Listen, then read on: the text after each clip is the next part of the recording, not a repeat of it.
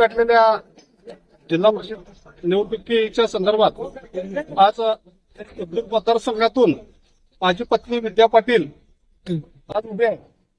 खरं तर कुदनूर मतदारसंघ आमचा नौका नाही आहे.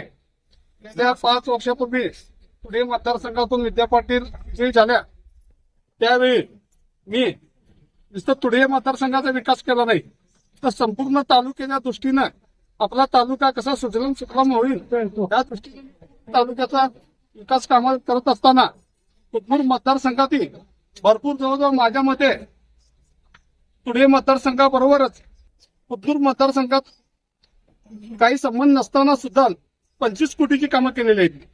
प्रत्येक गावामध्ये कुठल्याही गावामध्ये विचारलं तर एक जिल्हा परिषद सदस्य कसा असावा हे आम्ही कल्लाबा मोगल साहेब आम्ही दाखवून दिलेलं आहे.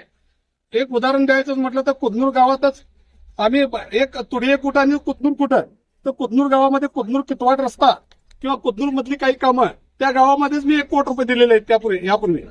आणि कुदनूर रस्ता असू दे बरेच प्रत्येक गावामध्ये म्हणजे जवळजवळ त्या माझ्या मतदारसंघामध्ये कुदनूर नौका ह्या तो का माझ्यासाठी नौका नाही आहे.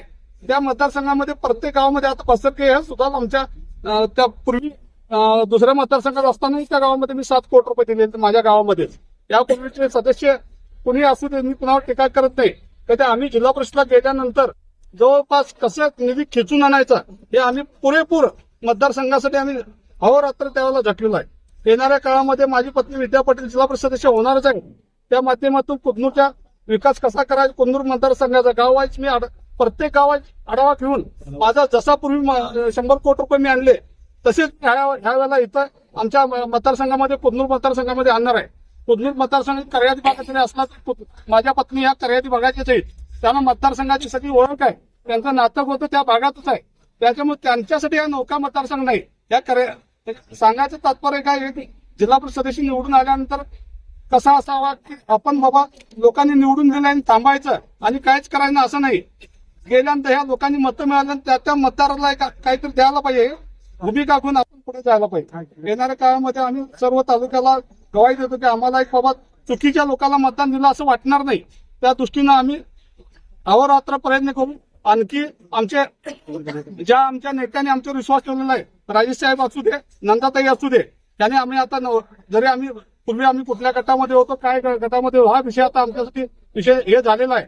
त्यामुळे आता येणारी जे हे आहे त्या नेत्यांचा विश्वास आमच्यावर राहील असं आम्ही त्यांच्यासाठी काम करू एवढी गवाही देतो आणि मी थांबतो.